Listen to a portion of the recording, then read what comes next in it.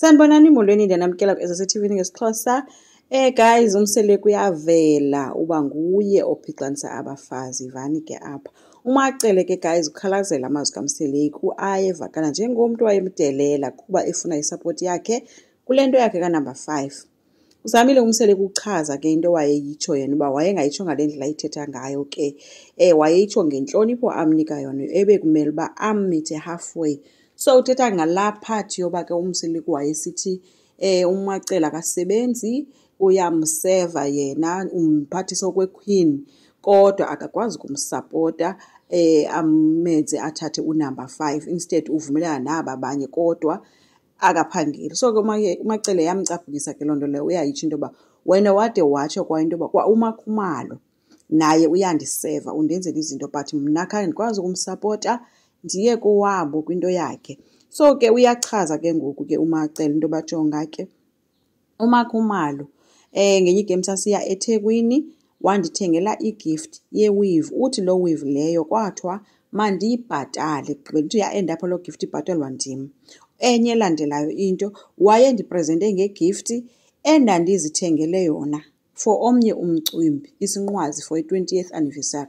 Uthi kodwa wathi ucela ukuyimbhatala back imali yakhe uthi ndandizibhatalele but wena umile uthi uMacele uMakhumalo undenzela izinto. Wabe sesitsho ke sithi ke kungcono ke into yoba kwangoku xa ngaba usazi uba kule ndlu esazi into yoba kule ndlu ndihlala kuyo uMseleku uMakhumalo nguye ondibhatalela ii-rates andixelele kwenzela ndingabi ngumntu oselfish ndihambe ndiyobulela kuMakhumalo ngokundibhatalela ii-rates.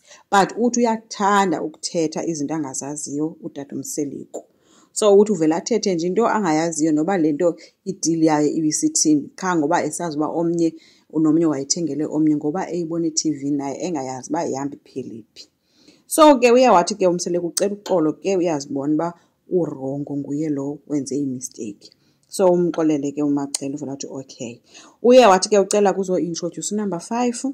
uMacele kuthe akanangxaki qha ufuna ukwazi uba uzothatha usuku lukabani ke. uMseleku wazixelela uba ke uMacele semdala akasazihoyanga ke izinto zomlalo. So ucele olwakhe ke usuku wabe sithi ke vele ucela olwakhe because izinto ezininzi zonke uzithetha naye. Khangabe nangxaki ke uMacele bebeyihleka kwabona yonke le nto lena beyonwabele nje.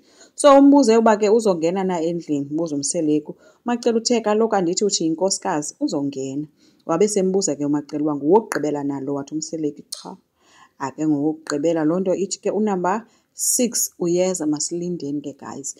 Umlandile ke guys uMseleku ke umakhwela wakhe engazi ke usisiza uba ke uzo-introduce uMacele ke namhlanje. Uyambona ke usemathandweni ke ugirl and mncinci uthi kwi-20s zakhe ulingana nabantwana bakaMseleku.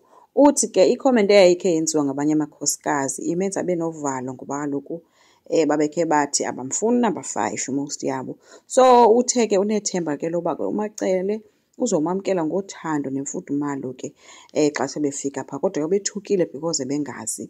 Uthe ke xa sebefika kwaMacele uMseleku wehla yedwa ke yoxela uMacele uba sefikile ke umntu. uMacele kuthe ayikho into izile apho zondenzela nje umnakwethu kwam. So uMseleku bethi ke umnakwethu hayi uwenza uvalo xa uzenzela wena kungcono xa usenzela abanye abantu. So ube soyika ke enjalo ke wamlanda ke uMseleku.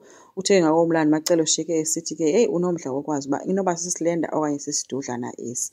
Wangena ke usisi wothuka ke uMacele kuba lo usamke lo kusisidudla and futhi ngumakhelwane and ngowakwaMadlala apha eMzumbe. So uyafana nje noMakhumalo and uthe ke akazumbuza noba uneminyaka emingaphi ngoba uyambona uba mncinci kodwa xa ekwazi into balale nendoda etshatileyo loo nto uthi loo mntu lowo mdala. So khangambuze age yakhe. Enkosi ngicela siqhubeke subscribe, like, singakhomenta futhi bye.